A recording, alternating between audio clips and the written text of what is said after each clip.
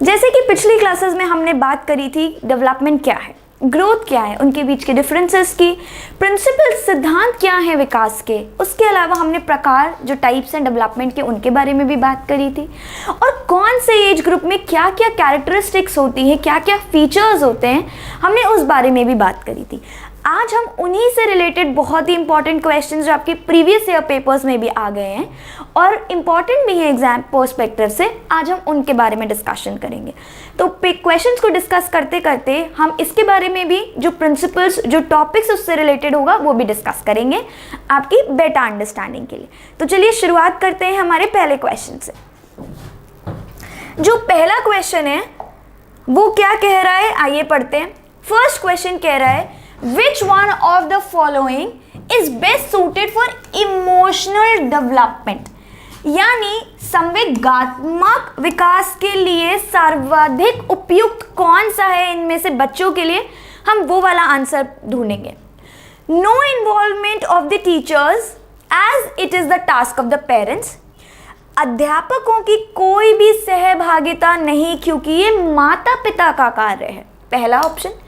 दूसरा ऑप्शन कह रहा है कंट्रोल्ड क्लासरूम एनवायरनमेंट, यानी कक्ष का नियंत्रित परिवेश होना चाहिए। तीसरा अथॉरिटेरियन क्लासरूम एनवायरनमेंट, यानी कक्ष का अधिकारवादी परिवेश। फोर्थ ऑप्शन कह रहा है आपका डेमोक्रेटिक क्लासरूम एनवायरनमेंट, यानी कक्ष का प्रजातांत्रिक परिवेश।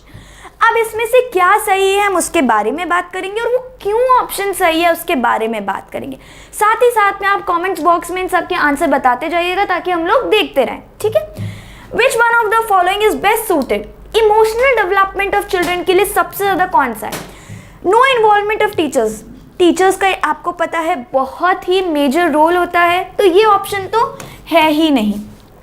कंट्रोल क्लासरूम एनवायरनमेंट, अगर क्लासरूम एनवायरनमेंट ही कंट्रोल्ड रहेगा तो बच्चा आगे सीखेगा कैसे, बच्चे के मन में अगर कोई सवाल है तो वो पूछेगा कैसे।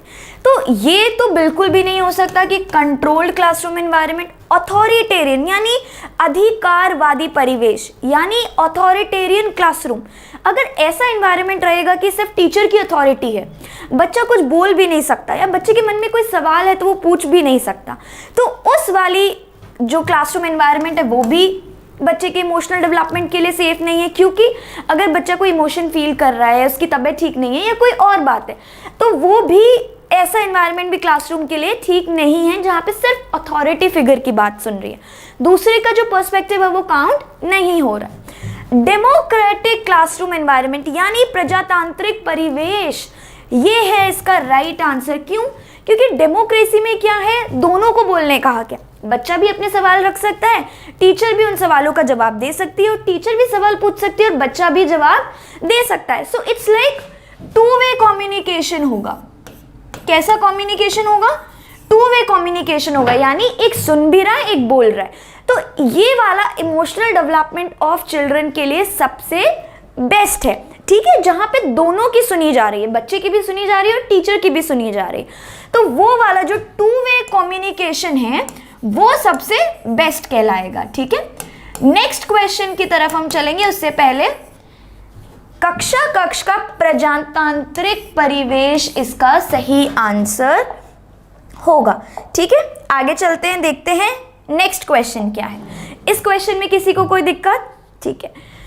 नेक्स्ट क्वेश्चन कह रहा है, देखते हैं।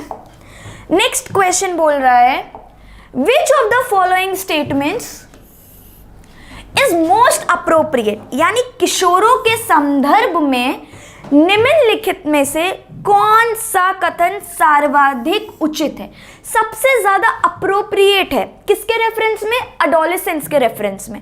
तो हमें ये बताना है इन चारों ऑप्शंस में से सबसे ज्यादा कौन सा ऑप्शन सबसे अप्रोप्रिएट है एडोलेसेंस के रेफरेंस में, ठीक है। फर्स्ट क्वेश्चन की बात करते हैं। फर्स्ट क्वेश्चन कह रहा है increase in the incidences of emotional upheavals, यानी संवेगात्मक प्रोत्थान की घटना बढ़ जाती है, ठीक है। सेकंड कह रहा है केयर फ्री नेचर, मतलब स्टडीज के प्रति केयर फ्री नेचर है कि ठीक है पढ़ा तो पढ़ा, नहीं पढ़ा तो नहीं पढ़ा, तो वो वाला नेचर है, ठीक है। थर्ड क्वेश्चन कह रहा है जो थिंकिंग है वो स्टार्ट रिफ्लेक्टिंग होती है कॉन्क्रीट एक्शन में। कॉन्क्रीट एक्शन मतलब जो एक्शंस दिखाई देते हैं, ऐसे एक्शन जिसमें इमेजिनेशन की जरूरत नहीं है, मतलब जो एक्शंस कॉन्क्रीट मतलब जो चीजें हमें दिखाई दे रही है, जो चीजों का कोई आकार है, जो चीजों का कोई फिगर है, वो हो जाएंगे हमारी कॉन्क्रीट एक्शंस, यानी चिंतन का मूर्त क्रियाओं में प्रदर्शित होना। ठीक है। फोर्थ कह रहा है abrupt increase in the intelligent question, यानी एकदम से बुद्धि में आकस्मिक विकास हो जाना, एकदम से आपका आईक्यू बढ़ गया। ठीक है, तो क्या ये एडोलेसेंस में होता है कि एकदम से आपका आईक्यू बढ़ गया? नहीं, तो यानी ये नहीं है। Thinking starts reflecting in concrete actions. Concrete action में तो थिंकिंग पहले ही स्टार्ट हो जाती है। हमने पढ़ा था, कौन कौन से लेवल्स पढ़े थे? हमने सबसे पहले पढ़ा था इन्फेंसी, इन्फेंसी के बाद हमने देखा था early childhood,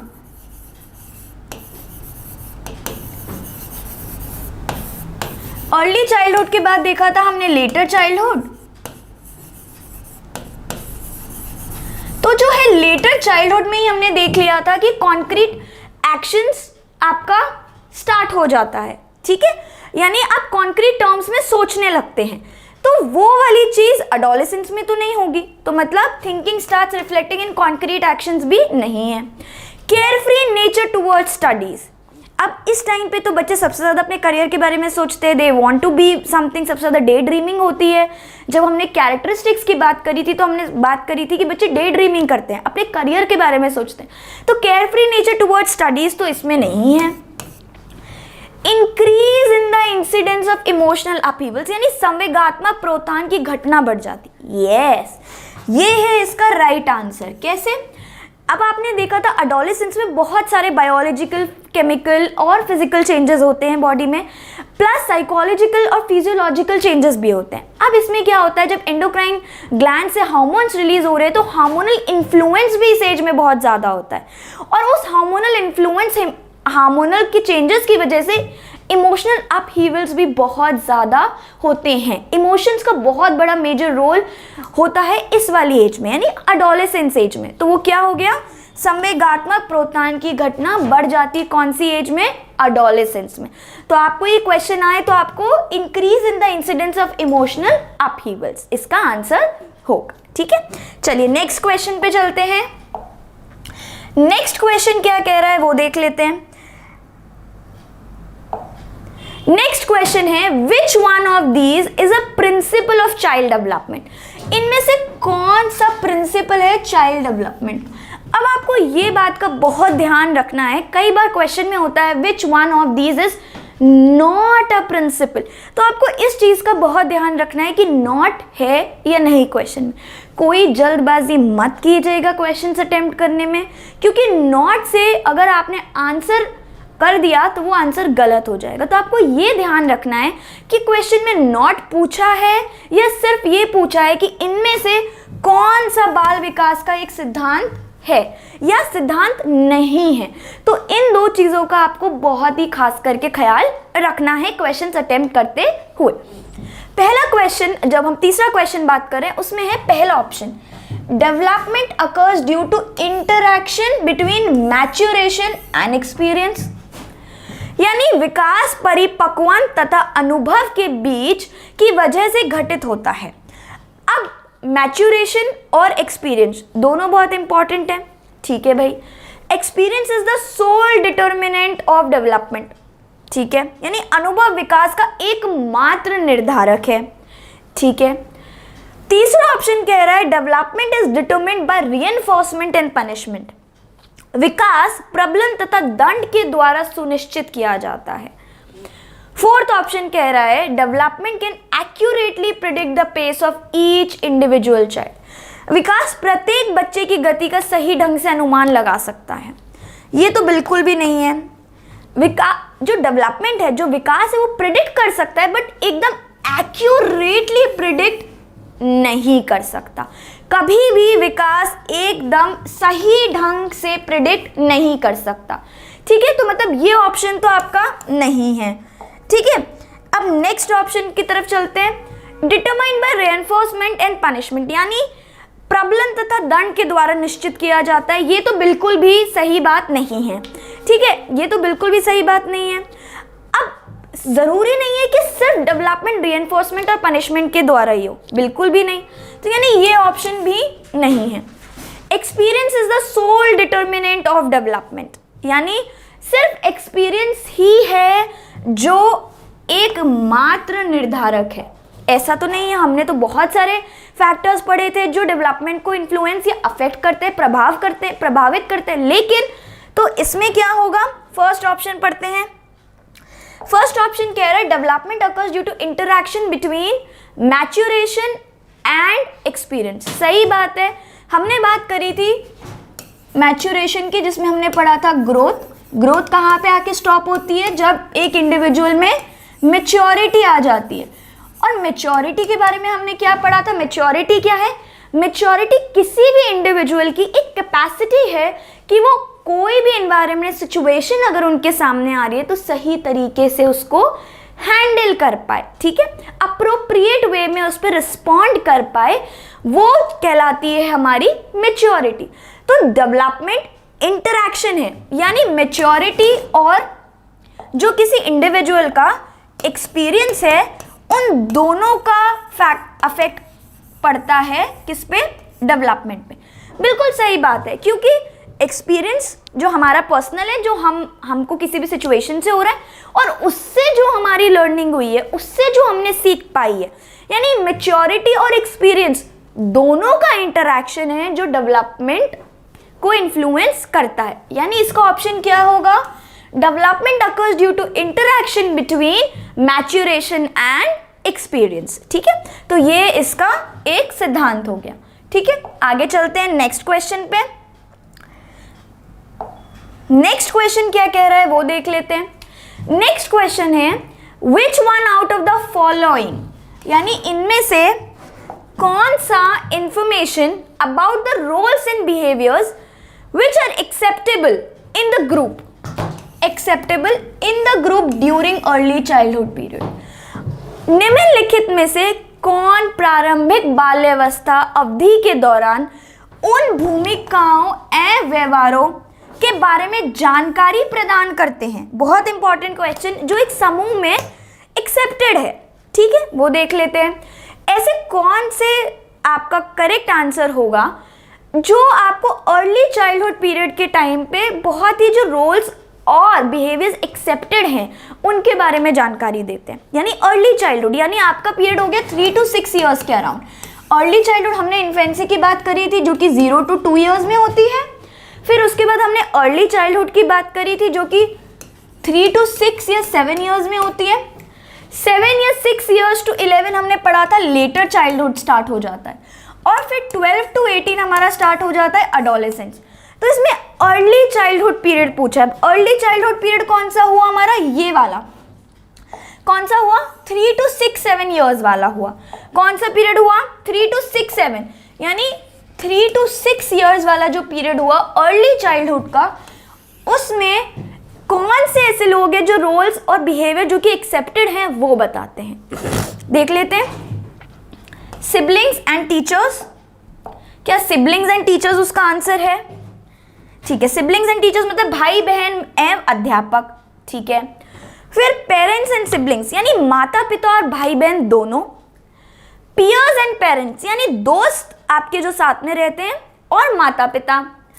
teachers and piers यानी आपके जो अध्यापक या अध्यापिका हैं या फिर आपके जो दोस्त हैं, मतलब वो दोनों करते हैं, या फिर आपके पेरेंट्स और आपके दोस्त करते हैं, या फिर आपके पेरेंट्स और सिबलिंग्स यानी आपके जो सगे भाई बहन हैं। सिबलिंग्स एंड टीचर्स यानी आपके सगे भाई बहन और आपके टीचर्स।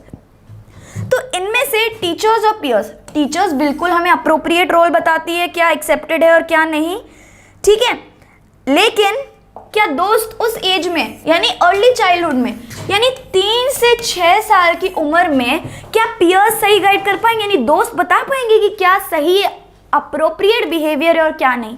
नहीं। तो यानी टीचर्स और पियर्स नहीं हैं, अध्यापक एवं साथी नहीं हैं। सेकेंड ऑप्शन कह रहा है पियर्स एंड पेरेंट्स यानी दोस्त और आपके माता पिता। दोस्त जैसे कि अभी हमने बात करी उस एज में बहुत ही छोटे होते हैं, तो वो कैसे बता पाएंगे, यानी दोस्त भी नहीं है, पेरेंट्स बिल्कुल सही है लेकिन दोस्त नहीं है, यानी ये ऑप्शन भी नहीं है। सिबलिंग्स एंड टीचर्स, यानी भाई बहन और टीचर्स, सिबलिंग्स हो सकता है और भाई बहन और टीचर्स भी हो सकता है, लेकिन उस टाइम पे आपने 3 से 6 साल में स्कूल जाना शुरू ही किया होता है, ठीक है, तो टीचर्स का भी बहुत रोल होता है, लेकिन पेरेंट्स और सिबलिंग, बोलते हैं ना स्कूल बाद में होता है, लेकिन parents are the first teachers of the student, या फिर home is the first school of a child, ठीक है, यानी जो घर है वो बच्चे का पहला स्कूल है और जो माता पिता हैं वो उसके पहले शिक्षक है सबसे पहले। तो जो इसका सही आंसर होगा वो होगा पेरेंट्स एंड सिबलिंग्स, यानी उसको रोल्स और बिहेवियर जो कि एक्सेप्टेड है सोसाइटी में वो कौन बताएगा, अर्ली चाइल्डहुड पीरियड में, यानी 3 से 6 साल में कौन बताएगा, वो है पेरेंट्स एंड सिबलिंग्स, यानी माता पिता एवं भाई बहन बताएंगे, ठीक है। तो इसका आंसर क्या होगा, इसका आंसर होगा माता पिता एवं भाई बहन, ठीक। टीचर्स भी इंपॉर्टेंट है लेकिन सबसे सही कॉम्बिनेशन हमें बताना है, तो पेरेंट्स का तो बहुत इंपॉर्टेंट रोल है क्योंकि पेरेंट्स फर्स्ट टीचर्स होते हैं of the child and home is the first school of the child, ठीक है। तो सबसे इंपॉर्टेंट कौन से, वो टीचर्स, डेफिनेटली अध्यापक और अध्यापिका का भी बहुत बड़ा रोल होता है, लेकिन सबसे इंपॉर्टेंट अगर हम बात करें तो पेरेंट्स और सिबलिंग्स, तो इसका सही आंसर होगा पेरेंट्स और सिबलिंग्स। चलिए आगे चलते हैं नेक्स्ट क्वेश्चन की तरफ। नेक्स्ट क्वेश्चन है 5वां, which one of the following statements best sums up the relationship between the development, relationship कौन सबसे बेहतर बता रहा है डेवलपमेंट और लर्निंग का इन सारे स्टेटमेंट से, यानी कौन सा कथन विकास और अधिगम के बीच संबंध को सर्वश्रेष्ठ रूप से जोड़ता है, सबसे बेस्ट डिस्क्राइब कर रहा है इन चारों में से रिलेशनशिप जो डेवलपमेंट और लर्निंग का है, ठीक है। जब हमने प्रिंसिपल्स पढ़े थे तो हमने ये भी पढ़ा था कि लर्निंग बहुत इंपॉर्टेंट है और डेवलपमेंट और लर्निंग आपस में एक दूसरे से जुड़े हुए हैं और एक दूसरे का इन्फ्लुएंस करते हैं, ठीक है। Learning and development are synonymous term, नहीं, सिनोनिमस मतलब समानार्थक हैं, कोई सा भी आप किसी की भी जगह यूज कर लीजिए, एक जैसे टर्म्स हैं, ठीक है, लेकिन ये तो बिल्कुल सही नहीं है, यानी ये नहीं है। Learning and development are interrelated in a complex manner, यानी जो लर्निंग और डेवलपमेंट है एक दूसरे से जुड़े हुए हैं, ठीक है, यानी इंटर रिलेटेड है, यानी एक दूसरे से जुड़े हुए हैं, यानी एक का फर्क दूसरे पे आपको देखने मिलेगा, ठीक है। Development is independent of learning, development और लर्निंग का आपस में कोई रिश्ता नहीं है, मतलब डेवलपमेंट एक दूसरे से लर्निंग से रिलेटेड नहीं है, ठीक है। लर्निंग ट्रेल्स बिहाइंड डेवलपमेंट, यानी अधिगम विकास के पीछे रहता है, ये तो बिल्कुल सही नहीं है। लर्निंग और डेवलपमेंट जैसे आपने पढ़ा था, जो लर्निंग है और डेवलपमेंट, लर्निंग और डेवलपमेंट हैंड इन हैंड चलते हैं, मतलब साथ साथ चलते हैं। अगर बच्चे का डेवलपमेंट हर तरीके से अच्छा है, यानी उसका मेंटल भी अच्छा है, यानी उसका मानसिक विकास अच्छा है, शारीरिक विकास अच्छा है, ठीक है, यानी संवेगात्मक विकास भी अच्छा है, यानी इमोशनल डेवलपमेंट भी अच्छा है, तो बच्चे का लर्निंग भी कैसा होगा, हाई होगा, यानी अच्छी लर्निंग होगी बच्चे की। और अगर उसके डेवलपमेंट में कोई प्रॉब्लम है, कोई इशू है, या फिर इमोशनल में हो सकता है, फिजिकल में हो सकता है, या मेंटल में हो सकता है, अगर कोई इशू है तो उसका असर आपको लर्निंग पर भी देखने मिलेगा। तो इसीलिए कहते हैं कि learning and development are interrelated, ठीक है, बिल्कुल भी इंडिपेंडेंट नहीं है, यानी एक दूसरे पे निर्भर ही नहीं करते, बिल्कुल भी नहीं है ऐसा, निर्भर करते हैं। तो इसका कौन सा आंसर ठीक होगा, learning and development are interrelated, यानी अधिगम और विकास एक जटिल तरीके से अंतः संबंधित है, ठीक है। तो इसका सही आंसर होगा बी। चलिए नेक्स्ट क्वेश्चन की तरफ चलते हैं।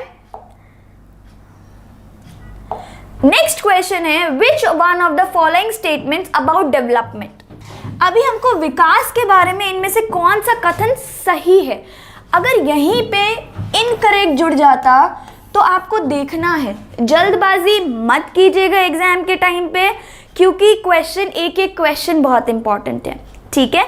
तो आपको ये अच्छे से पढ़ना है कि ये करेक्ट लिखा है या ये इनकरेक्ट लिखा है, ये नॉट लिखा है या बिना नॉट लिखा है, ठीक है। तो उससे पूरा आंसर आपका बदल सकता है, ठीक है। तो चलिए, अभी इधर लिखा है करेक्ट, तो करेक्ट के बारे में बात कर लेते हैं। Development occurs at a very fast pace, मतलब बहुत ही तेज गति से होता है, बर्थ से लेकर एडोलेसेंस तक। बर्थ से एडोलेसेंस बहुत ही तेजी से होगा, फिर रुक जाएगा। यानी विकास जन्म से किशोर अवस्था तक बहुत तीव्र गति से होता है और उसके बाद रुक जाता है, ठीक है। तो ये तो बिल्कुल भी ठीक नहीं है, क्योंकि हमने पढ़ा था कि विकास कब, डेवलपमेंट तो तब तक चलता है जब तक, हमने पढ़ा था वूम से लेकर टूम तक, यानी आपका गर्भ से लेकर कब्र तक डेवलपमेंट होगा, यानी वोम से लेकर टोम तक आपका डेवलपमेंट होगा। तो वो वाली चीज एडोलेसेंस में आके स्टॉप हो जाती है, बिल्कुल गलत है। Development proceeds from birth to adolescence in a forward manner and then it goes backwards. हमने स्पाइरल पढ़ा था, हमने पढ़ा था कि जो डेवलपमेंट है लीनियर लाइन में नहीं होता, कहाँ कैसे होता है, स्पाइरल में। लेकिन ये तो हमने नहीं पढ़ा था कि बर्थ से एडोलेसेंस होगा फॉरवर्ड में फिर बैकवर्ड जाएगा, ये तो नहीं है, यानी ये भी नहीं है। यानी विकास जन्म से किशोर अवस्था तक आगे की ओर बढ़ेगा और फिर पीछे की ओर नहीं, ये तो बिल्कुल गलत है। उसके बाद हमने देखा developmental changes go forward in a straight line, ये तो बिल्कुल ही गलत है। ये तो प्रिंसिपल ही था कि ये लीनियर फैशन में यानी सीधी लाइन में नहीं होता है, डेवलपमेंट हमेशा स्पाइरल फॉर्म में होगा, ठीक है। Development occurs at a different rate among different individuals, यानी जो विकास है भिन्न व्यक्तियों में, मतलब अलग अलग व्यक्तियों में अलग अलग गति से होगा, यानी भिन्न गति से होगा भिन्न व्यक्तियों में, यानी different rate in different individuals. जैसे कि आज अगर मेरा एग्जाम्पल लें तो मेरा जो डेवलपमेंट है वो हो सकता है आपकी जो डेवलपमेंट रेट है उससे कम हो या उससे ज़्यादा हो, तो हम दोनों में, जैसे मैंने हो सकता है ABCD 2 साल में बोलना सीखा और आपने ABCD 1 साल 1.5 साल में बोलना सीख लिया।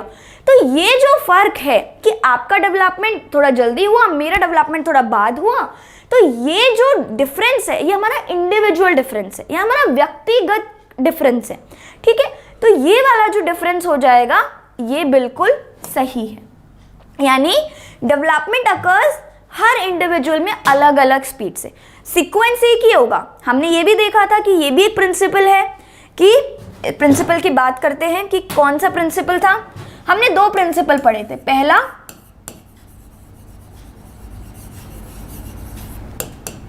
प्रिंसिपल ऑफ इंडिविजुअल डिफरेंसेस, फिर दूसरा हमने पढ़ा था जो डेवलपमेंट है प्रिंसिपल ऑफ सीक्वेंस। जो डेवलपमेंट होगा वो हमेशा सीक्वेंस में होगा या फिर एक ऑर्डरली मैनर में होगा, ठीक है। यानी जो डिफरेंस, जो डेवलपमेंट है उसके 2 प्रिंसिपल हमने पढ़े थे, पहला प्रिंसिपल ऑफ इंडिविजुअल डिफरेंसेस, ठीक है। सेकंड था डेवलपमेंट जो होगा वो सीक्वेंस या ऑर्डर में होगा। अगर किसी में कोई डेवलपमेंट डिफरेंट रेट से भी हो रहा है लेकिन ऑर्डर वही होगा, पहले मैं भी सर्कल ही बनाना सीखूंगी उसके बाद स्क्वायर बनाना सीखूंगी, ठीक है। ऑर्डर वही होगा लेकिन हो सकता है सर्कल आपने बनाना सीखा हो 2 साल में और मैंने सीखा हो 2.5 साल में, हो सकता है स्क्वायर आपने सीखा हो 2 साल में और मैंने सीखा हो 2.5 साल में। तो डिफरेंट रेट हो सकती है लेकिन ऑर्डर सेम ही होगा कि बच्चा पहले ABCD सीखेगा फिर ही सेंटेंस बोलना सीखेगा। ऐसा कभी नहीं होगा कि सेंटेंस पहले बोलेगा फिर ABCD, ऐसा कभी नहीं होगा। रेट डिफरेंट हो सकती है कि आपने जल्दी और मैंने बाद में, या मैंने जल्दी आपने बाद में, लेकिन ऑर्डर सेम ही रहेगा कि हम दोनों ही पहले ABCD सीखेंगे उसके बाद हम सेंटेंस या वर्ड्स पे जाएंगे, ठीक है। चलिए आगे बढ़ते हैं। तो इसका सही आंसर क्या हुआ, development occurs at a different rate among different individual, यानी विकास भिन्न व्यक्तियों में भिन्न गति से होता है। चलिए नेक्स्ट की बात करते हैं, नेक्स्ट क्वेश्चन। नेक्स्ट क्वेश्चन है आपका द पेस ऑफ डेवलपमेंट। जो पेस है, जो गति है विकास की, वो वेरी करती है एक इंडिविजुअल से दूसरे इंडिविजुअल। ये अभी हमने बात करी थी इससे पहले वाले में, ठीक है। From one individual to another but it follows dash pattern, यानी विकास की गति एक व्यक्ति से दूसरे में भिन्न होती है, किंतु यह एक एक्सक्यूज मी, किंतु यह एक डैश नमूने का अनुगमन करती है। मतलब ये एक इंडिविजुअल दूसरे इंडिविजुअल से अलग तो होती है लेकिन डैश फॉलो करती है। क्या? Toe to head pattern? जरूरी नहीं है। टो टू हेड तो हमने एक डायरेक्शन ऑफ प्रिंसिपल पढ़ा था। हमने प्रिंसिपल ऑफ डायरेक्शन में दो डायरेक्शन पढ़े थे,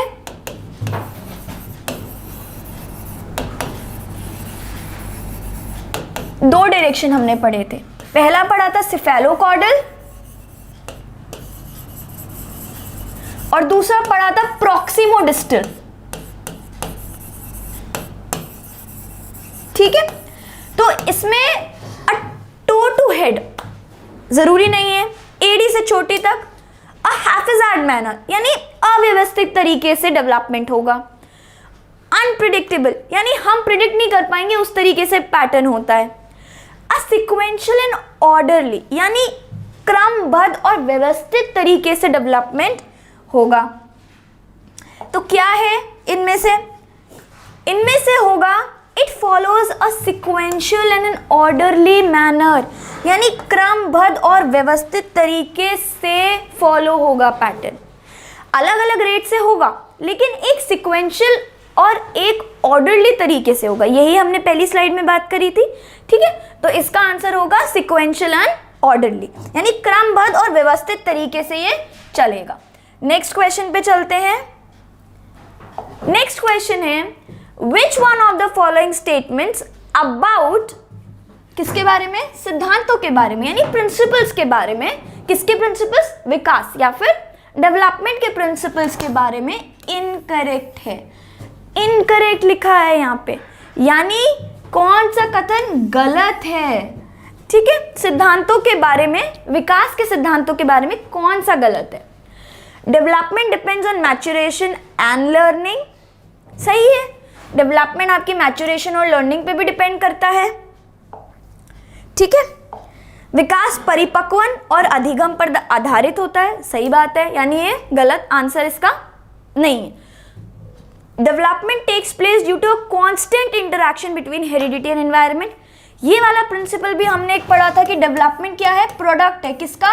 हेरिडिटी और एनवायरनमेंट का, यानी नेचर और नर्चर का दोनों का कॉम्बिनेशन है क्या? डेवलपमेंट। यानी विकास जो है वो नेचर और नर्चर यानी हेरिडिटी और आपका एनवायरनमेंट दोनों पर डिपेंड करेगा, ठीक है। तो ये भी बिल्कुल सही है। इनकरेक्ट पूछा है यानी ये दोनों सही है। अब हम बात करते हैं थर्ड पॉइंट की। थर्ड पॉइंट कह रहा है every child goes through stages of development yet there are wide individual differences. ये हम पिछले दो क्वेश्चनों से देखते आ रहे हैं कि सब लोग स्टेजेस ऑफ डेवलपमेंट के लिए तो जाते हैं लेकिन सब में इंडिविजुअल डिफरेंसेस होते हैं। मतलब कोई पहले चला जाएगा, कोई बाद में जाएगा, कोई चलना शुरू कर देता है 1 साल में, कोई चलना शुरू करता है 1.5 साल में। तो चलते तो सभी पहले हैं, ठीक है। दौड़ने से पहले सब चलना ही सीखते हैं, है ना। लेकिन कोई 1 साल में सीख रहा है और कोई 1.5 साल में। तो स्टेजेस ऑफ डेवलपमेंट के थ्रू तो जा रहा है लेकिन अपने इंडिविजुअल डिफरेंसेस से, यानी विकास के व्यक्तिगत भिन्नताएं बहुत होंगी, इंडिविजुअल डिफरेंसेस बहुत होंगे, ठीक है। Development is a quantitative process which can be measured precisely. हमने जब बात करी थी तो हमने ये बहुत अच्छे से देखा था कि ग्रोथ को हम मेजर कर सकते हैं।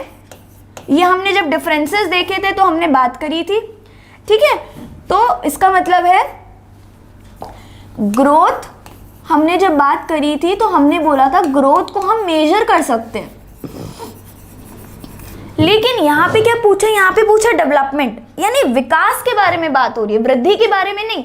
अगर ये सवाल वृद्धि के बारे में होता तो हम कह सकते थे कि वृद्धि को हम इजीली मेजर कर सकते हैं, लेकिन ये सवाल है विकास के बारे में, ठीक है। तो विकास जो हमने पढ़ा था, हमने पढ़ा था डेवलपमेंट सिर्फ क्वांटिटेटिव प्रोसेस नहीं है, क्वांटिटेटिव और क्वालिटेटिव दोनों हैं, क्वांटिटेटिव और qualitative.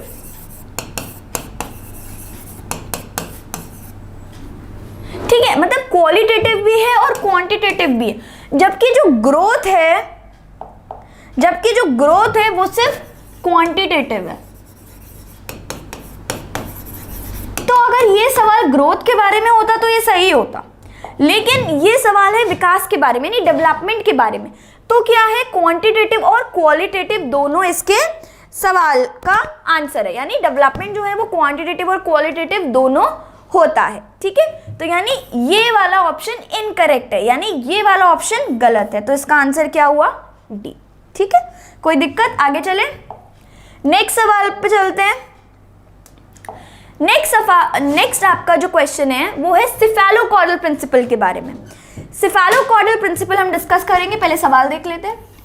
सिफेलोकॉर्डल principle of development explains कि डेवलपमेंट कहां से कहां की तरफ होता है, यानी विकास का सिर पदाभिमुख दिशा सिद्धांत व्याख्या करता है कि विकास किस प्रकार आगे बढ़ रहा है, सिर से पैर की ओर बढ़ता है या फिर ग्रामीण से शहरी क्षेत्रों की ओर, यानी rural to urban areas, general to specific functions, यानी सामान्य से विशिष्ट की ओर, डिफरेंशिएटेड टू इंटीग्रेटेड फंक्शंस, यानी भिन्न से एकीकृत कार्यों की ओर बढ़ता है। अब हमने जब दो प्रिंसिपल्स ऑफ डायरेक्शन की बात करी थी तो हमने पढ़ा था उसमें सिफेलोकॉर्डल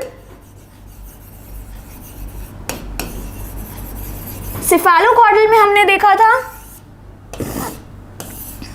ये, तो यहां पे सिफेलोकॉर्डल में डायरेक्शन क्या थी, ये थी डेवलपमेंट की, यानी बच्चे के सिर से, यानी हेड टू टो डेवलपमेंट था, यानी बच्चे के सिर से पैर की ओर डेवलपमेंट हो रहा था, हेड टू टो डेवलपमेंट था। लॉन्गिट्यूडनल हमने बात करी थी कि उसमें कैसा डेवलपमेंट होता है, लॉन्गिट्यूडनल डेवलपमेंट था।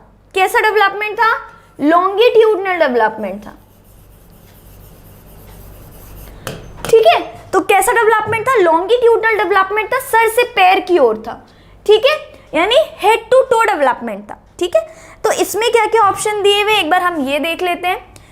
Development explains head to toe, यानी सर से पैर की ओर, तो रूरल टू अर्बन एरियाज तो है ही नहीं।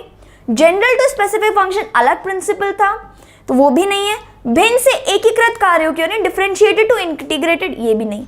कौन सा सही है, हेड टू टो होता है सिफेलोकॉर्डल में। और सिफेलोकॉर्डल क्या है, एक सिद्धांत है जो दिशा बताता है, प्रिंसिपल है, यानी डेवलपमेंट की डायरेक्शन बताने का एक प्रिंसिपल है। ठीक है, चलिए आगे बढ़ते हैं नेक्स्ट क्वेश्चन की तरफ।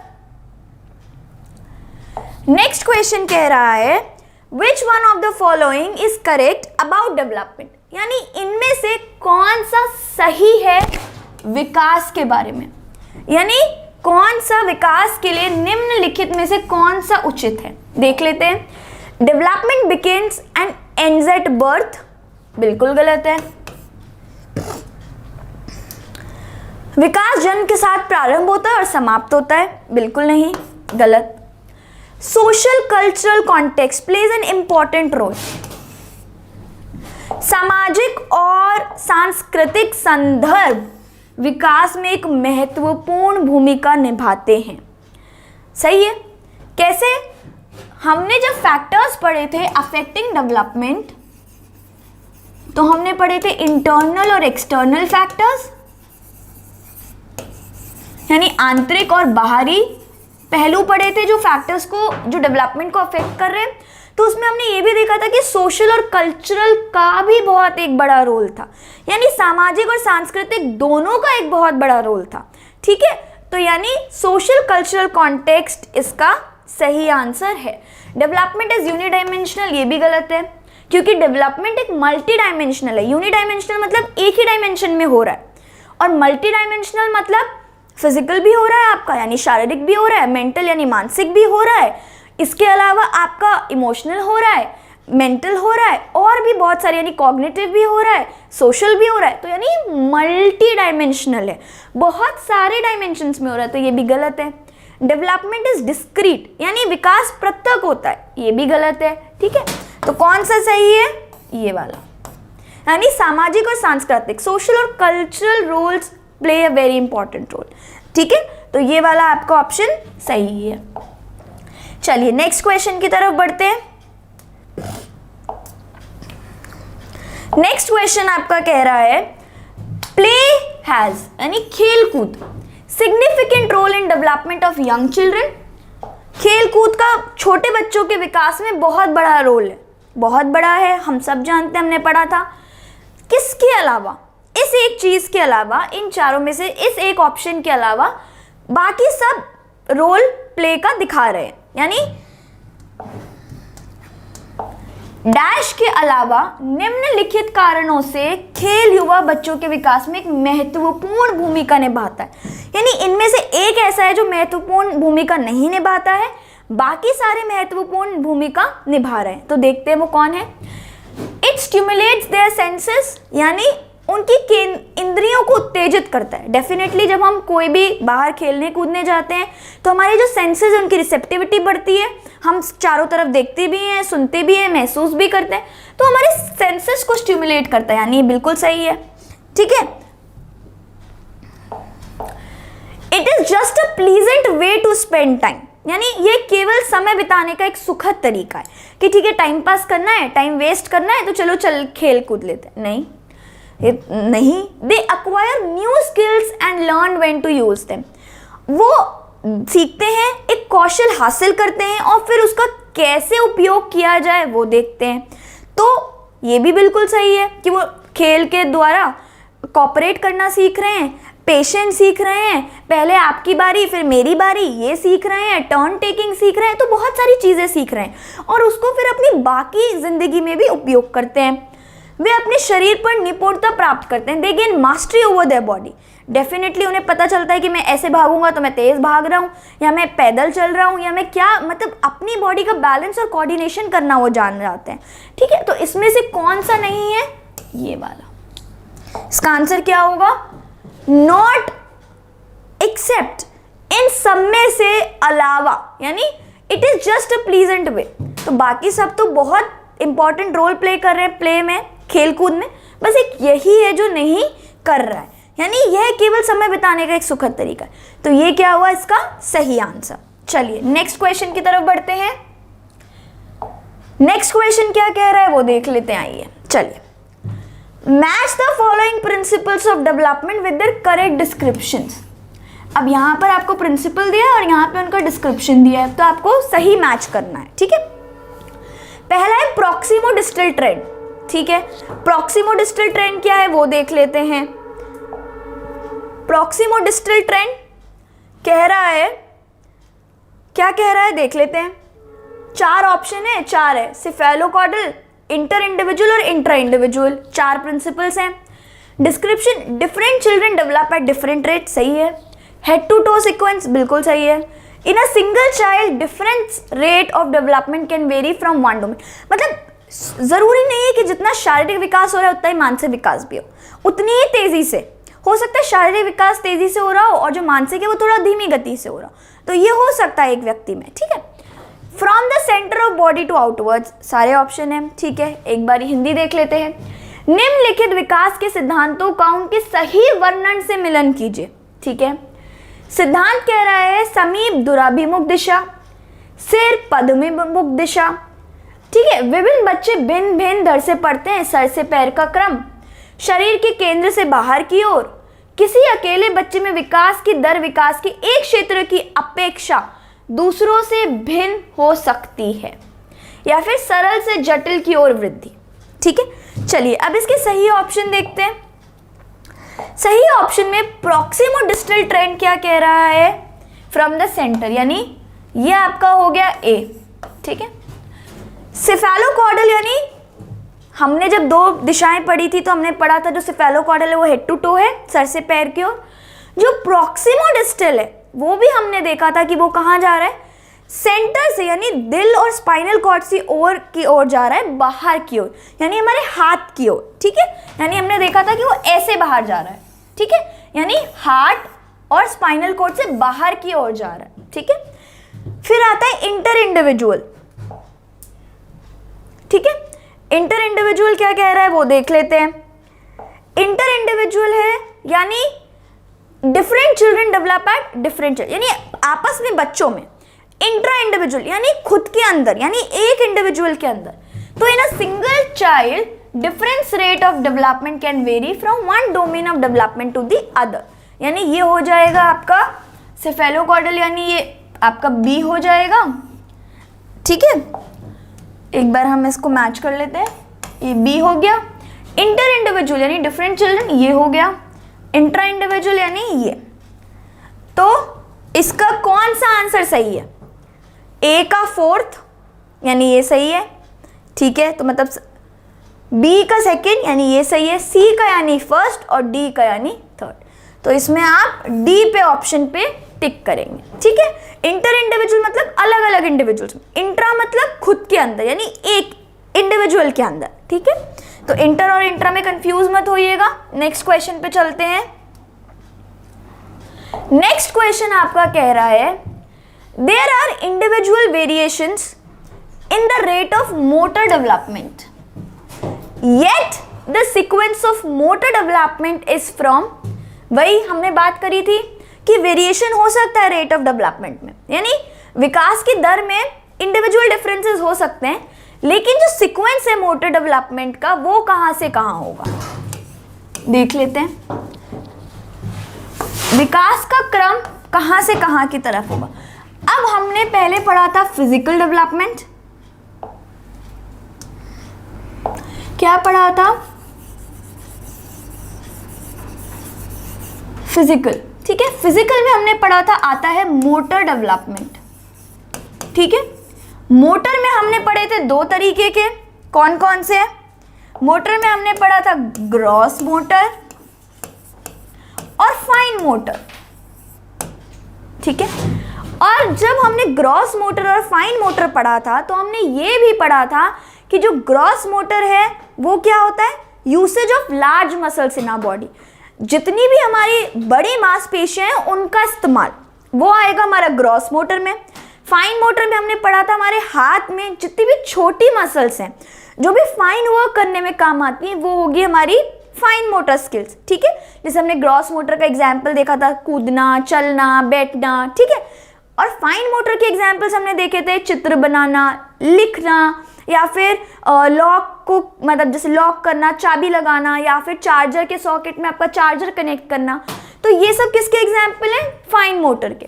तो अब इसमें ये पूछ रहा है कि जो मोटर डेवलपमेंट है वो कहाँ से कहाँ होता है, और हमने बात करी थी कि वो हमेशा ग्रॉस से फाइन की तरफ जाएगा, है ना। तो इसमें कहाँ से कहाँ होगा? प्रॉक्सिमोडिस्टल टू सेफेलोकॉर्डल नहीं, सेफेलोकॉर्डल तो प्रॉक्सिमोडिस्टल तो ये तो ऑप्शन में ही नहीं है, मोटर डेवलपमेंट का है ही नहीं है पार्ट। फाइन मोटर डेवलपमेंट से ग्रॉस मोटर की तरफ या फिर ग्रॉस से फाइन की तरफ, तो इसका आंसर होगा ग्रॉस, यानी स्थूल चालक विकास से सूक्ष्म चालक विकास की तरफ वो होगा। ठीक है, यानी ग्रॉस मोटर से फाइन मोटर डेवलपमेंट की तरफ वो जाएगा, ना कि फाइन मोटर से, ना कि सूक्ष्म चालक विकास से स्थूल विकास की तरफ आएगा। ये बिल्कुल गलत है। ठीक है, नेक्स्ट ऑप्शन की तरफ बढ़ते हैं। नेक्स्ट क्वेश्चन देखते हैं। नेक्स्ट क्वेश्चन है the development from central part of the body, यानी सेंटर पार्ट यानी मध्य से टुवर्ड्स पेरिफेरीज और एक्सट्रीमिटीज डिनोट्स द, यानी केंद्रित से बाहर की ओर जो डेवलपमेंट हो रहा है उसे हम क्या कहेंगे? अभी अभी हमने पढ़ा है, चलिए एक बार देखते हैं। जब हम प्रिंसिपल ऑफ डायरेक्शन की बात कर रहे थे तो उसमें हमने दो पढ़े थे। पहला था आपका सेफेलोकॉर्डल,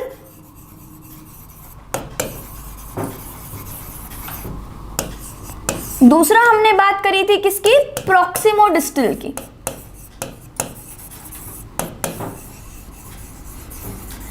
अब हमने ये पढ़ा था कि जो ये सेफेलोकॉर्डल है, सेफेलोकॉर्डल में कहाँ होता है? हेड टू टो, यानी सिर से पैर की तरफ। तो प्रॉक्सिमोडिस्टल में हमने क्या पढ़ा था? जो प्रॉक्सिमोडिस्टल है वो होता है आपका सेंटर से आउटवर्ड्स, यानी सेंटर से आउटवर्ड्स मतलब कैसे? आपके सबसे पहले क्या डेवलप होगा? प्रॉक्सिमोडिस्टल में आपका स्पाइनल कॉर्ड या फिर आपका हार्ट, और उसके बाद वो आपका बाहरी डेवलपमेंट यानी बीच से वो बाहर की तरफ वाला डेवलपमेंट होगा, तो उसको हम क्या बोलेंगे, उसको हम बोलेंगे रेडिएटेड डेवलपमेंट नहीं है, डिसेंट्रलाइज डेवलपमेंट नहीं है, कैस्केड डेवलपमेंट नहीं है, तो कौन सा हुआ, प्रॉक्सिमोडिस्टल डेवलपमेंट। कौन सा कहलाएगा, प्रॉक्सिमोडिस्टल डेवलपमेंट। तो इसका आंसर है ये। चलिए नेक्स्ट क्वेश्चन पे चलते हैं। द पीरियड दैट इनिशिएट्स, ऐसा कौन सा पीरियड है जो इनिशिएट करता है ट्रांजिशन टू अडल्टहुड, ये हम पहले भी पढ़ चुके हैं, टू अडल्टहुड। वह अवधि जो वयस्कता के संक्रमण की पहल करती है उसे क्या कहते हैं, यानी अडल्टहुड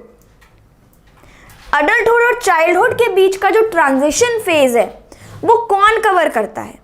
ठीक है, देख लेते हैं। मिडिल चाइल्डहुड नहीं, देखिए हमने 5 स्टेजेस पढ़ी थी, इन्फेंसी,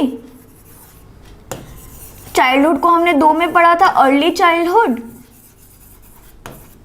और लेटर चाइल्डहुड।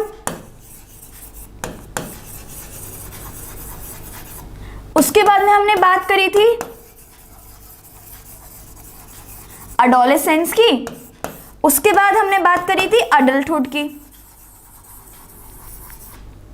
ठीक है, तो ये जो चाइल्डहुड वाला फेज है, यानी ये जो चाइल्डहुड वाला फेज है और ये जो अडल्टहुड वाला फेज है, इसके बीच का जो ट्रांजिशन है, जो अडल्टहुड का ट्रांजिशन हो रहा है चाइल्डहुड से अडल्टहुड में, वो कौन बीच में उसको ब्रिज कर रहा है, तो वो होगा, कौन सा आ रहा है बीच में, एडोलेसेंस। यानी चाइल्डहुड और अडल्टहुड से जब बच्चा जाता है तो बीच में कौन सा फेज आता है वो हमें बताना है। तो बीच में कौन सा फेज आता है, मिडिल चाइल्डहुड, मध्य बाल्यावस्था नहीं है, प्री ऑपरेशनल पूर्व क्रियामत तक नहीं है, एंड चाइल्डहुड बाल्यावस्था की समाप्ति नहीं है, तो आंसर क्या होगा, एडोलेसेंस यानी किशोरावस्था।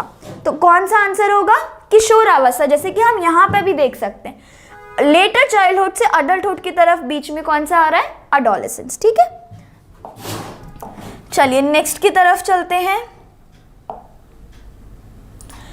नेक्स्ट क्वेश्चन है, which of the following is not a principle. अब ये आपको याद रखना, इधर पूछा है नॉट अ प्रिंसिपल, कौन सा प्रिंसिपल नहीं है, निम्नलिखित में से कौन सा विकास का सिद्धांत नहीं है। डेवलपमेंट इज रिलेटिवली ऑर्डरली, ये तो है, ये तो हम जानते हैं, प्रिंसिपल की ऑर्डर में चलता है, सीक्वेंस में। डेवलपमेंट, विकास तुलनात्मक रूप से क्रमिक होता है, ये देखा है हमने कि वो मतलब क्रमिक रूप से होता है। Development takes place gradually over a period of time, विकास समय के साथ धीरे धीरे घटित होता है, ये भी हमने देखा है। जैसे हम एजेस, सबसे पहले इन्फेंसी 2 साल तक, इन्फेंसी से चाइल्डहुड, मिडिल और अर्ली दोनों लेटर मिला के 11 आपका हो जाता है 9 साल का, उसके बाद आपकी एडोलेसेंस आती है, उसके बाद आपकी अडल्टहुड आता है।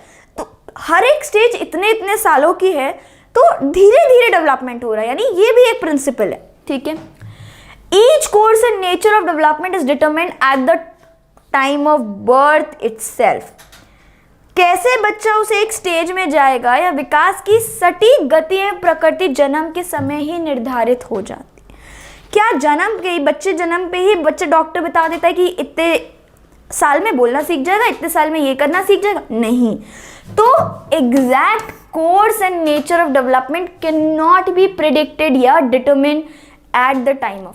बच्चे के जन्म पे ही आप नहीं बता सकते कि वो किस हिसाब से प्रोग्रेस करेगा, उसका डेवलपमेंट कैसा होगा। Individuals develop at different rate, ये भी एक प्रिंसिपल है। तो इसका सही आंसर क्या हुआ, इसका सही आंसर हुआ ये, क्योंकि इसमें नॉट पूछा है, नॉट अ प्रिंसिपल, तो ये एक प्रिंसिपल नहीं है, बाकी सारे प्रिंसिपल है। ये भी प्रिंसिपल है, ये भी प्रिंसिपल है और ये भी प्रिंसिपल है। ठीक है, ये प्रिंसिपल है, ये प्रिंसिपल है और ये, बस एक यही प्रिंसिपल नहीं है। तो इसका सही आंसर हुआ ये वाला। ठीक है, आगे चलते हैं नेक्स्ट क्वेश्चन पे। नेक्स्ट क्वेश्चन क्या कह रहा है देख लेते हैं। In which of the following periods, इन सब पीरियड में से फिजिकल ग्रोथ, यानी जो आपकी फिजिकल ग्रोथ है, फिजिकल जो आपकी ग्रोथ है वो कौन से सबसे तेज किस पीरियड में होती है। ये भी हम कर चुके हैं। हाँ, in which of the following periods physical growth and development occur at a rapid pace, सबसे तेजी से होती है। और जब हम ये पढ़ रहे थे तो मैंने आपको बताया भी था कि ये क्वेश्चन आता है, निम्नलिखित अवधि में से किसमें शारीरिक वृद्धि सबसे तीव्र गति से होती है। ठीक है, हमने पढ़ा था सबसे प्रीनेटल में सबसे तेज होती है, प्रीनेटल में सबसे तेज होती है, लेकिन वो बिफोर बर्थ होता है। ठीक है, आफ्टर बर्थ किस में होती है वो देख लेते हैं। कौन कौन सी स्टेजेस हैं? इन्फेंसी है, इन्फेंसी के बाद चाइल्डहुड है, चाइल्डहुड के बाद आपका अडोलेसेंस है, अडोलेसेंस के बाद आपका आता है अडल्टहुड है। ठीक है, अब इनमें से सबसे तेजी से किसमें होती है? सबसे पहले तो प्रीनेटल में होती है, लेकिन ये आफ्टर बर्थ पूछ रहा है, मतलब बच्चे के जन्म होने के बाद। अडोलेसेंस से अडल्टहुड नहीं, किशोर अवस्था है वयस्कता no, early childhood and middle childhood यानी प्रारंभिक बाल्यावस्था और मध्य बाल्यावस्था नो, फिजिकल सबसे, middle childhood and adolescence no. तो सबसे ज्यादा तेजी से किसमें होती है? इन्फेंसी और अर्ली चाइल्डहुड, यानी इन्फेंसी यानी 0 से 2। तो इसमें जो सबसे तेजी से बच्चे का फिजिकल डेवलपमेंट होता है वो सबसे तेज इन्फेंसी और अर्ली चाइल्डहुड में ही होता है। ठीक है, तो इसका आंसर क्या होगा? अगर आपसे पूछते हैं, अगर प्रीनेटल भी ऑप्शन में होता है और बर्थ से पहले भी आप जवाब दे सकते हैं, तो उसका आंसर होगा प्रीनेटल। ठीक है, लेकिन अगर बर्थ के बाद पूछा यानी जन्म के बाद सबसे तेज किसमें फिजिकल डेवलपमेंट होता है, तो आप बताएंगे इन्फेंसी और अर्ली चाइल्डहुड में। तो ये आपको हमेशा याद रखना है, सबसे तेज किसमें होता है? इन्फेंसी और अर्ली चाइल्डहुड में। ठीक है, आगे चलते हैं।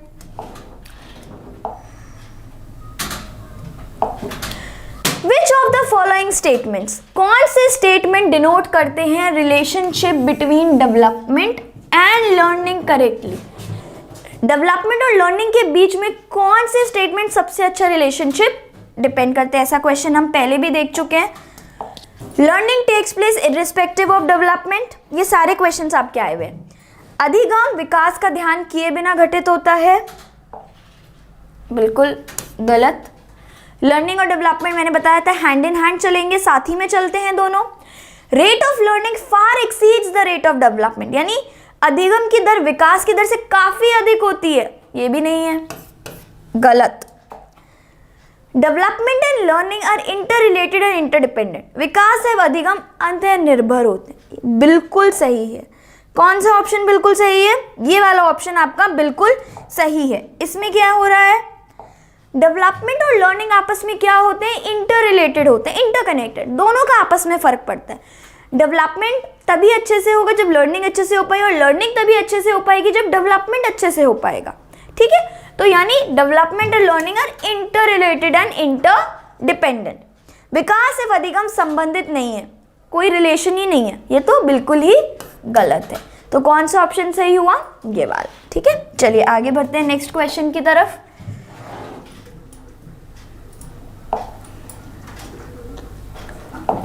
नेक्स्ट है, which of the following statement is correct in context of development? विकास के बारे में कौन सा कथन सही है? Development occurs only during the period of childhood, हमने पढ़ा है डेवलपमेंट कब से कब होता है?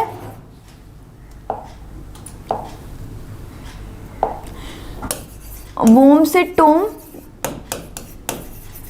यानी गर्भ से कर्भ तक। डेवलपमेंट इज मल्टी डायमेंशनल, ये भी सही है कि विकास बहुआयामी होता है, यानी मल्टी डायमेंशनल होता है, और during the period of childhood ही नहीं। Development has the same rate of growth across cultures, correct पूछा है, यानी सारी रेट ऑफ ग्रोथ कल्चर के सब में सेम ही रहती है। यानी अगर आप एशिया चले जाओ, अफ्रीका चले जाओ, ऑस्ट्रेलिया चले जाओ, इंडिया में रह लो, तो रेट ऑफ डेवलपमेंट आपका सबका सेम ही रहेगा। नहीं, ये भी गलत है। Development occurs only through learning that takes place in school, विकास केवल विद्यालय में होने वाले अधिगम से ही होता है। क्या डेवलपमेंट सिर्फ जो स्कूल में सिखाया जाता है उसकी वजह से होता है? नहीं, तो डेवलपमेंट मल्टी डायमेंशनल होता है। कैसे मल्टी डायमेंशनल होता है? क्योंकि फिजिकल डेवलपमेंट हमने देखा था, हमने इमोशनल डेवलपमेंट देखा था, हमने मेंटल डेवलपमेंट देखा था, हमने सोशल डेवलपमेंट देखा, हमने मॉरल डेवलपमेंट देखा, हमने लैंग्वेज डेवलपमेंट देखा। तो हमने इतने सारे तरीके के विकास से डेवलपमेंट देखे, तो इसीलिए हमने उसको क्या बोला है कि जो डेवलपमेंट है वो मल्टी डायमेंशनल है, यानी मल्टी डायमेंशनल, बहुत सारे डायमेंशंस में डेवलपमेंट हो रहा है, बहुत सारे डायमेंशंस में विकास हो रहा है। तो इसको हम बोलेंगे डेवलपमेंट इज मल्टी डायमेंशनल, यानी करेक्ट कौन सा है, ये वाला। ठीक है, आगे बढ़ते हैं नेक्स्ट क्वेश्चन पर। नेक्स्ट क्वेश्चन है sequence of development among children from birth to adolescence. मतलब बच्चों में जो सीक्वेंस होता है डेवलपमेंट का, वो बर्थ से एडोलेसेंस में कैसे रहता है वो देखते हैं। जन्म से किशोर अवस्था तक बच्चों में विकास क्रम कौन से क्रम में होता है? सबसे पहले कॉन्क्रीट, एब्स्ट्रैक्ट और सेंसरी, यानी मूर्त, अमूर्त और संवेदिक। एब्स्ट्रैक्ट, कॉन्क्रीट, सेंसरी, यानी अमूर्त, मूर्त, संवेदिक। सेंसरी, कॉन्क्रीट, एब्स्ट्रैक्ट, यानी संवेदिक, मूर्त और अमूर्त। फोर्थ एब्स्ट्रैक्ट, सेंसरी और कॉन्क्रीट, यानी अमूर्त, सांवेदिक और मूर्त। एब्स्ट्रैक्ट क्या होता है? जो हम देख नहीं सकते, जिसको हम सिर्फ इमेजिन कर सकते हैं कि ठीक है ये एग्जिस्ट करता होगा, लेकिन हमारे सामने हम उसे छू नहीं सकते या देख नहीं सकते। ठीक है, सेंसरी यानी जो हमारी सेंसेस से इंफॉर्मेशन जा रही। कॉन्क्रीट यानी जिसको हम देख सकते हैं, ऑब्जेक्ट्स जिसको हम छू सकते हैं। तो सबसे पहले हमने देखा था सेंसरी इन्फेंसी में ही आपका स्टार्ट हो जाता है, इन्फेंसी वाली स्टेज में। कॉन्क्रीट आपका लेटर चाइल्डहुड तक आ जाता है कि आप पहचान जाते हो। एब्स्ट्रैक्ट जो आता है वो आपका अडोलेसेंस वाली एज में आता है। ठीक है, तो सबसे पहले हमारी कौन सी एज होती है? इन्फेंसी।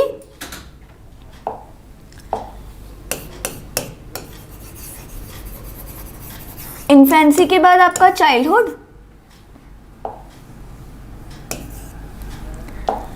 का अर्ली चाइल्डहुड,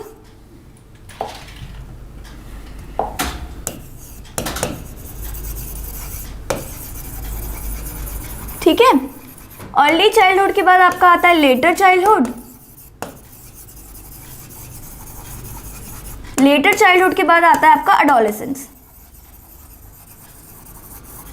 ठीक है, अब इसके अंदर क्या पूछा है कि कौन सा, हमें पता है इन्फेंसी में हमारे सेंसेस स्टार्ट हो जाते हैं, तो ठीक है सबसे पहले तो सेंसेस आएगा। अर्ली चाइल्डहुड या लेटर चाइल्डहुड में हमारा कॉन्क्रीट, हम चीज़ों को देख के समझने लगते हैं। उसके बाद एडोलेसेंस में होता है आपका एब्स्ट्रैक्ट, कि आप चीज़ों को इमेजिन करके समझने लगते हो। तो इसमें क्या होगा, सबसे पहले सेंसरी, कॉन्क्रीट और फिर एब्स्ट्रैक्ट, यानी सांवेदिक, मूर्त और अमूर्त। ठीक है, अगर आप स्टेजेस वाइज भी देखें तो सबसे पहले सेंसरी, कॉन्क्रीट और एब्स्ट्रैक्ट इसका सही आंसर होगा। नेक्स्ट क्वेश्चन पे चलते हैं। नेक्स्ट क्वेश्चन कह रहा है which of the following is a major hallmark, यानी मुख्य प्रमाण है बाल्यावस्था की, मध्य बाल्यावस्था की अवधि का। Rapid development of motor skills and overall physical growth. Physical growth हमने देखा था सबसे ज्यादा इन्फेंसी और अर्ली चाइल्डहुड में होती है। Development of scientific reasoning and ability to think abstractly. Abstractly की अभी हमने बात करी कि ये कौन सी स्टेज में आता है, एडोलेसेंस में। ठीक है, तो ये भी नहीं है, मिडिल चाइल्डहुड पूछा है। Development of make believe play, यानी ये अर्ली चाइल्डहुड में, मतलब बच्चे 2 से 6 साल में ये वाला गेम खेल रहे होते हैं, डॉक्टर डॉक्टर, टीचर टीचर, तो मेक बिलीव प्ले उस एज में वो लोग खेलते हैं। ठीक है, उसके बाद आपका आता है development of logical thought that is concrete in nature. अभी हमने देखा कि मिडिल चाइल्डहुड और लेटर चाइल्डहुड में क्या होता है, कॉन्क्रीट लॉजिकल थॉट होने लगता है, यानी तर्क संगत विचारों का विकास जो कि प्राकृतिक रूप से मूर्त है, यानी हम उसको टच कर सकते हैं। मतलब आप कॉन्क्रीट, आपके सामने ऑब्जेक्ट रख दिया, आपसे पूछा किसमें ज्यादा पानी है, किसमें कम पानी है, तो ये वाली जो चीज है ये आपकी logical thought concrete in nature, ये आपका मिडिल चाइल्डहुड में आ जाता है, यानी मध्य बाल्यावस्था में ये आपका आ जाता है। तो इसका ये आंसर सही है। नेक्स्ट की बात करते हैं। During the period of childhood, यानी बाल्यावस्था की अवधि में विकास consist only of quantitative changes, नहीं, क्वांटिटेटिव क्वालिटेटिव दोनों होते हैं।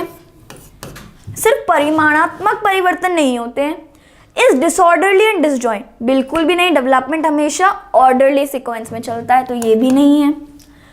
Slow and can not be measured, धीमी गति से होता है, उसे मापा नहीं जा सकता है। स्लो, ये भी नहीं है। बहुस्तरीय और मिश्रित होता है, यानी मल्टीलेयर्ड और कॉम्प्लेक्स है। एग्जैक्टली। पीरियड ऑफ चाइल्डहुड में बहुत सारे चेंजेस आते हैं, मल्टीलेयर्ड होता है और कॉम्प्लेक्स भी होता है, तो इसका आंसर क्या है? Multilayered and complex. ठीक है, नेक्स्ट क्वेश्चन चलते हैं। नेक्स्ट क्वेश्चन आपका कह रहा है अ नॉर्मल 12 ईयर ओल्ड, यानी जो नॉर्मल 12 साल का बच्चा है, सबसे ज्यादा अधिक होना संभव है। Have difficulty with gross motor, gross motor development तो पहले ही हो जाता है बड़ी मसल्स का, यानी वो कर सकता है। स्थूल क्रियात्मक समन्वय में कठिनाई होती है, नहीं। बी ईगर, सेकेंड है। Have anxiety feelings about pleasing adults, anxiety feeling होती है दूसरों को प्लीज करने के लिए, खुश करने के बारे में वो सोचता रहता है कि मैं दूसरों को खुश कर पाऊंगा कि नहीं। कन्फाइन हिज और her interest to the here and now, अब और यहाँ में उसकी रुचि रहती है। ये तो अडल्टहुड का है, ये तो नहीं है, यानी ये भी नहीं है, ये भी नहीं है और ये भी नहीं है। Be eager for peer approval, हमने देखा था जो चाइल्डहुड है, जो लेटर चाइल्डहुड है, उसमें सबसे ज्यादा पीयर अप्रूवल यानी अपने दोस्तों के साथ रहने का होता है, तो यानी दोस्तों के अनुमोदन, यानी उनके लिए बेचैनी होती है कि भाई वो सही कह दें, वो हमें अपने ग्रुप में शामिल कर ले, हम उनके ग्रुप का पार्ट हो जाएं, उसमें सबसे ज्यादा खुशी होती है। तो यानी be eager for peer approval. ठीक है, नेक्स्ट क्वेश्चन की तरफ चलते हैं। नेक्स्ट क्वेश्चन है the current view of childhood assumes that children are similar to adults in many ways, यानी बचपन का जो सांप्रदायिक दृष्टिकोण है उसकी क्या मान्यता है वो देखते हैं। Children are similar to adults in many ways, no. बहुत तरीके से बच्चे बड़े लोगों के बराबर होते हैं। Children are best treated as young adults, no. बच्चों की युवा प्राप्त विषयकों के रूप में अच्छा माना जाता है, नहीं। चाइल्डहुड बेसिकली अ वेटिंग पीरियड, वेटिंग पीरियड बिल्कुल भी नहीं। Childhood is a unique period of growth and change, बचपन वृद्धि है, परिवर्तन का एक अनूठी अवधि है, बिल्कुल सही। बेस्ट डिस्क्राइब कर रहा है इसको, ये अज्यूम करता है कि जो करंट व्यू ऑफ चाइल्डहुड का वो यूनिक पीरियड है, मतलब उसमें बहुत सारे चेंजेस होते हैं और बहुत सारी वृद्धि, ग्रोथ और चेंजेस, क्योंकि ग्रोथ हो रही है तो चेंजेस भी आएंगे, तो यानी एक यूनिक पीरियड है, तो यानी इसका आंसर होगा ये। चलिए आगे बढ़ते हैं नेक्स्ट क्वेश्चन की तरफ।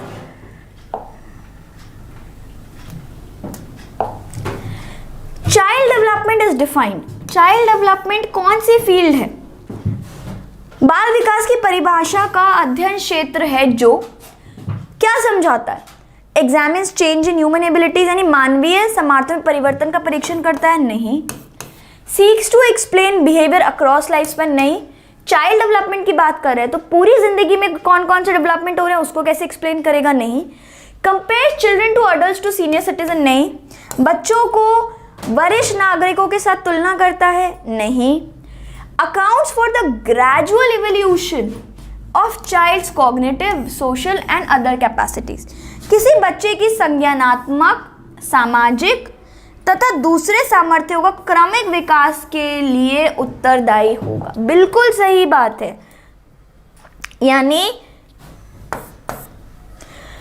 क्या बता रहा है कि ग्रेजुअल इवोल्यूशन हो रहा है, बच्चा ग्रेजुअली डेवलप कर रहा है कॉग्निटिव, सोशल और अदर कैपेसिटीज। तो चाइल्ड डेवलपमेंट में हमने यही बात करी थी, डेवलपमेंट हो रहा है सारे एरिया में, किसका हो रहा है? चाइल्ड का। तो ग्रेजुअल इवोल्यूशन भी किसका बताएगा? चाइल्ड की, डिफरेंट एरियाज में, डिफरेंट डोमेन्स में। ठीक है, तो इसका सही आंसर होगा ये। ठीक है,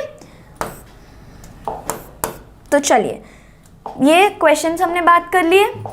ठीक है, आज के लिए इतना ही। अब हम नई क्लास में कंटिन्यू और क्वेश्चंस के साथ करेंगे, आप इसको दोबारा देख सकते हैं बेटर अंडरस्टैंडिंग के लिए, और हम आगे और क्लास में और भी क्वेश्चंस करते रहेंगे। Thank you.